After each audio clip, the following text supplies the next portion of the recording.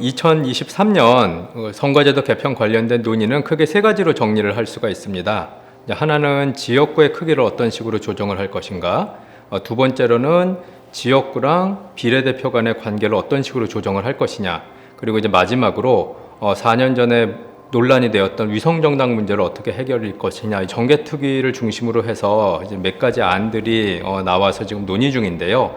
아직 이제 선거제도를 어떤 식으로 개편을 해서 내년 2024년 국회의원 선거를 치르겠다라고 결정이 난 상태는 아닙니다. 근데 배경을 좀 이해를 해야 될 필요가 있는 것이, 지금 2023년 지금 이제 논의되고 있는 선거제도 개혁은 사실 2019년에 2020년 국회의원 선거를 치르기 위해서 논의됐던 내용의 연장선상에서 좀 파악을 해야 될 필요가 있어요. 근데 2019년에 국회의원 선거제도 논의를 했던 그 과정에서 핵심적인 논의는 어떻게 하면은 비례성이 좀 더 높은 선거제도를 마련할 수 있을 것이냐로 초점이 맞춰져 있었습니다. 2016년 이제 예전 국회의원 선거 때 소수 정당들이 높은 정당 득표율을 가짐에도 불구하고 국회의원을 많이 보내지 못했다라는 거에 대한 불만이 있었던 거예요. 그래서 국민들이 정당 지지율에 근거를 해서 국회의원을 뽑는 방향으로 선거제도가 개편이 되어야 되지 않겠냐라는 게 2019년 국회의원 선거제도 개편 논의의 핵심이었습니다. 그래서 이제 2020년 선거를 치르는 과정에서 연동형이라는 제도를 이제 만들었고, 우리는 이제 준연동형이라고 약간 변형된 형태를 적용을 했는데, 이제 그때 이제 생겼던 부작용이 이제 양대 정당에서 위성 정당이라는 걸 만들어 가지고 선거를 치르게 되고, 그래서 비례성을 높이려고 만든 선거 제도가 사실은 위성 정당이라는 부작용 때문에 소기의 성과를 달성하지 못한 채 2020년 선거를 치르게 된 거죠. 문제가 있다는 걸 아니까 2024년 선거를 치르기 전에 뭔가 다른 방법으로 또 선거제도를 개편을 해보겠다는 논의를 시작을 하긴 했는데, 중요한 점은 2019년 선거제도 개편 논의는 방향성이 명확했다라는 거예요. 비례성을 높이자, 소수 정당이 좀 더 국회에 진입하기 쉽게 만들어주자라는 뚜렷한 방향성이 있었던 거에 비해서 2023년 현재 논의되고 있는 선거제도 개혁의 방향성은 4년 전에 비해서는 매우 모호한 상태로, 국민의힘 같은 경우에는 2019년 논의를 거쳐서 치른 2020년 선거가 위성정당에 문제가 있었으니 아예 2016년 더 과거의 제도로 돌아가자라는 식의 지금 이야기를 하고 있습니다. 2020년 선거는 이제 준연동형이라고 그래가지고 우리가 전체 300명의 국회의원이 있으면은 253명은 전국을 253개의 지역구로 나눠서 거기서 각각 1등을 한 후보를 뽑아서 국회로 보내고, 나머지 47명은 전국 단위 정당 득표율에 근거를 해서 정당들한테 배분해주는 그런 형식을 취하고 있었던 거거든요. 비례대표라고 이야기하는 요 47명, 즉 전국 단위 정당 지지율에 근거해서 나눠주는 이 의원의 수가, 그 비율이 상대적으로 작기 때문에 정당 지지율은 높아도 사실 국회로 보낼 수 있는 국회의원의 수가 그렇게 많지 않은 정당들이 있었다라는 거예요.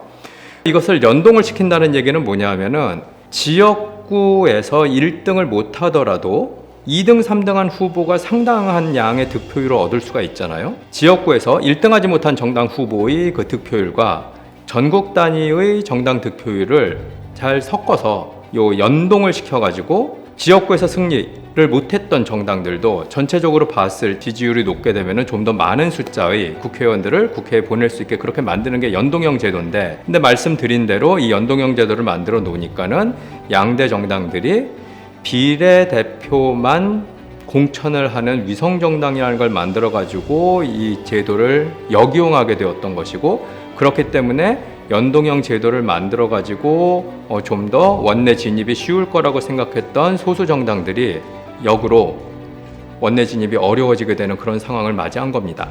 근데 이런 연동형에 이제 반대되는 거는 병립형이라고 우리가 2016년에 적용했던 건데, 이거는 완전히 지역구 따로 전국구라고 하는 이제 비례대표 따로 이렇게 이제 카운트를 하는 거죠. 그래서 253개의 지역구에서 1등한 후보를 전부 국회에 보내는 거, 이거 하나.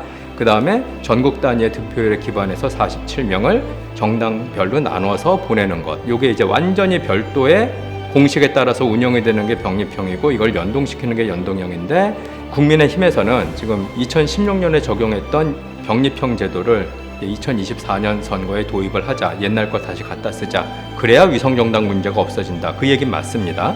병립형 제도로 돌아가면 문제가 되는 거는 그럼 우리가 2019년에 논의했던 내용들이 다 물거품이 되는 거예요.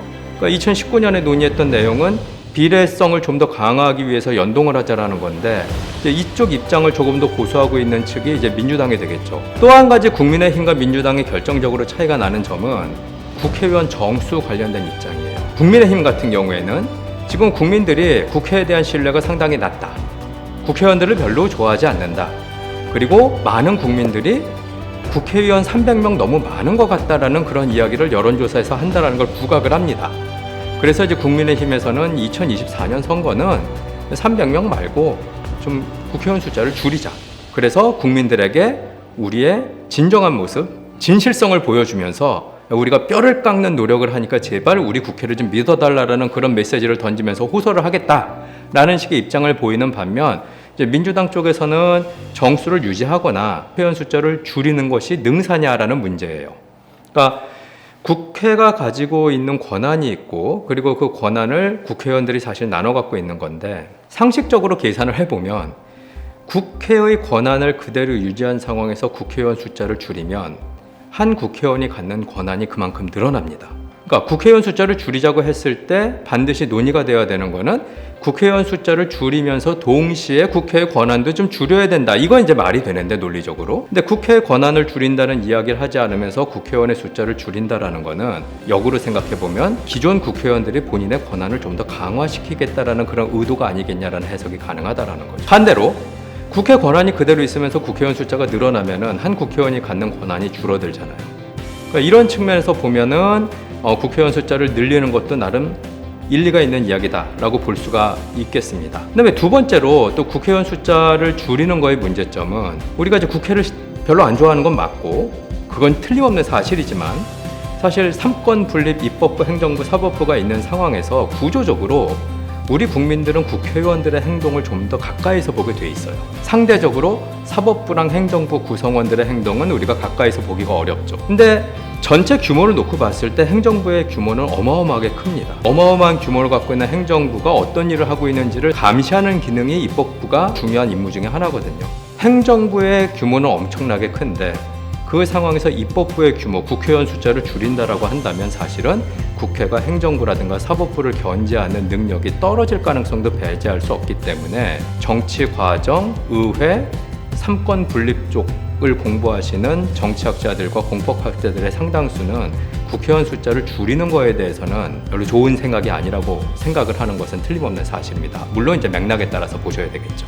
다른 나라의 경우를 봐도 이제 선거제도 개편 관련돼서는 논의들이 치열할 뿐만 아니라 많이 바뀐 그런 상황을 볼 수가 있습니다. 2019년에 선거제도 개편 논의를 하면서 여러 나라 중에서 독일의 국회의원 선거제도가 비례성을 강화하는 데 가장 적합한 제도였기 때문에 그렇습니다. 근데 이 독일 같은 경우에는 문제가 뭐냐면은 그 지지하는 정당, 그러니까 유권자가 지지하는 정당의 그 정당 지지율에 근거해서 국회를 구성을 하려고 하다 보니까 독일 사람들은 전체 이제 선거 결과를 보고서 비례성에 충실하기 위해서 지역구에서 뽑힌 국회의원들뿐만 아니라 이제 비례대표들을 충원하는 과정에서 국회의원 숫자 정원을 정해놓지 않고 비례에 맞춰가지고 원래는 뭐 한 600명 정도 되는 국회의원이 700 몇 명까지도 늘어날 수 있는 그런 가능성까지 다 받아들이고 있는 상황이거든요. 뭐 비례성을 강화하는 것도 좋지만 뭐 어떤 해에는 600명, 어떤 해에는 700명, 어떤 해에는 800명 되면 이게 여러 가지로 지금 혼란상에 올 수가 있기 때문에 독일에서도 이게 처음에는 완전하게 비례성을 높이기 위해 가지고 무한정 국회의원 숫자가 늘어나는 것까지도 열어놓은 상태로 진행을 하다가 최근 와서는 그래도 상한선은 두자. 그래서 상한선을 두어서 계산을 하자. 이런 식으로 이제 바뀌는 그런 이제 상황을 우리가 확인할 수가 있습니다. 그러니까 독일 한 예를 봐도 이게 뭐 한 선거제도를 가지고 여러 번 지속적으로 영원히 사용한다는 건 있을 수가 없는 것이고, 그러니까 우리가 뭐 비례성을 높이는 게 좀 더 중요한지, 아니면 국회의원들의 책임성을 좀 더 묻는 것이 중요한지, 아니면은 대표성이라고 해서 그러니까 국회의원들의 구성은 일반 국민들의 구성과 유사해야 된다는 원칙이 있거든요. 그래서 이 대표성이라는 건 결국 우리나라 국민의 뭐 20%가 20, 30대면은 국회의원의 30%가 20대여야 된다라는 것. 우리나라 국민의 50%가 여성이니까 국회의원의 50%도 여성이어야 된다라는 것. 이제 이런 관점에서 보는 것이 대표성인데 뭐 이런 원칙이 중요하다라고 그러면 또 선거제도를 바꿔야 되기 때문에 사실 상황에 따라서 그리고 주어진 환경에 따라서 국민의 의사를 반영을 해갖고 정당과 정치인들은 얼마든지 이제 선거제도를 바꿀 수가 있는데 방향성이 명확하다면 사실은 큰 문제가 안 된다고 생각을 해요. 근데 매번 바뀌면서 이때는 A라는 원칙, 이때는 B라는 원칙, 이때는 C라는 원칙을 중시하면서 계속 정신없이 가는 거는 문제가 있다라고 생각을 합니다. 그래서 한 선거제도를 오래 쓰는 것이 능사는 아니다. 필요하다면 언제든지 바꿀 수 있다. 다만 방향성은 좀 명확하게 제시를 하면 좋겠다. 이 정도로 요약을 해볼 수가 있겠습니다. 예, 지난 2023년 5월에 정개특위가 발주한 프로젝트를 받아서 500명의 일반인들을 모아놓고 선거제도 개혁 관련된 공론조사를 수행한 바가 있습니다. 가장 큰 특이점은 일반 여론조사에서 일반 국민들은 비례대표에 대한 불신이 상당히 높았는데 공론조사를 거치고 나니까 비례대표에 대한 그 부정적인 인식이 상당히 많이 완화되었다라는 그런 측면을 우리가 확인할 수가 있고요. 일반 여론조사에서는 국회의원 숫자를 줄이자라는 그런 의견이 이제 압도적으로 많이 나오는 경향이 있는데 이 공론조사를 거치고 나서는 그 국회의원 숫자를 줄이자라는 의견도 조금 완화되고 역으로 국회의원 숫자를 필요하다면 늘리는 것도 고려해 볼 만하다라는 그런 의견이 좀 두드러지게 나타났던 점도 이제 하나의 특이점입니다.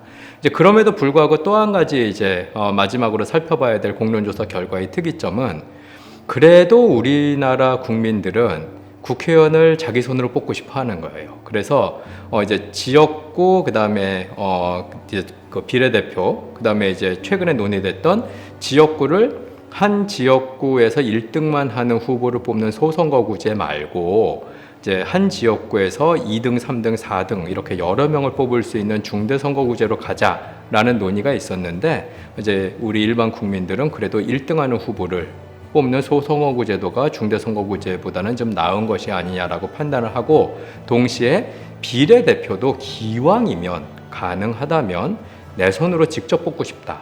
그래서 비례대표 후보들을 정당이 공천을 하는 것까지는 좋은데 그래도 그 누구를 공천을 했는지 그 비례대표 후보들의 이름을 보고 직접 내가 선택을 했으면 좋겠다라는 식의 의견이 조금 더 두드러지게 나온 것이 이번 공론조사의 특징이라고 보시면 되겠습니다.